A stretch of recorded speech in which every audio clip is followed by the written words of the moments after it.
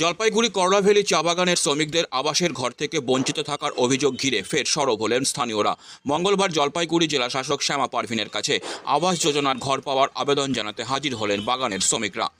চা শ্রমিক গোবিন্দ ওরাও জানান, আমরা এর আগে আবাসের ঘরের দাবিতে জাতীয় সড়ক অবরোধ করেছি এবং সদর বিডিও কার্যালয় ঘেরাও করেছি।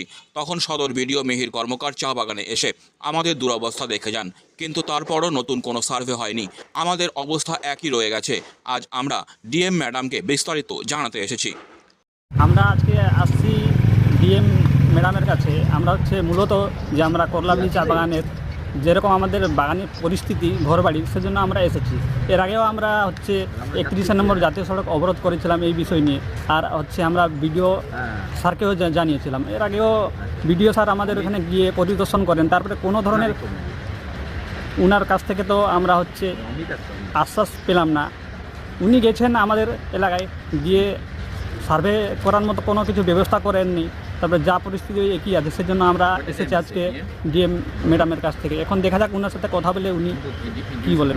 স্থানীয় পঞ্চায়েত সদস্যা রুবিনা ওরাও বলেন, 2018 সালে আমাদের চা বাগানে একটি সার্ভে হয়েছিল, যেখানে সবাই আবাস ঘর পাওয়ার উপযুক্ত বলে বিবেচিত হয়, কিন্তু এখনও পর্যন্ত সবাই ঘর পাননি। বিডিও অফিস থেকে আশ্বাস দেওয়া হলেও কাজ এগোয়নি। তাই আমরা আজ জেলাশাসকের কাছে ন্যায় বিচারের দাবি নিয়ে এসেছি। এর আগেও আপনারা দেখেছেন যে আমাদের এখানে করলাভ্যালি চা বাগানে অনেকটা পরিবার ঘর নাই তাদের। আমরা এর আগেও বিডিও অফিসে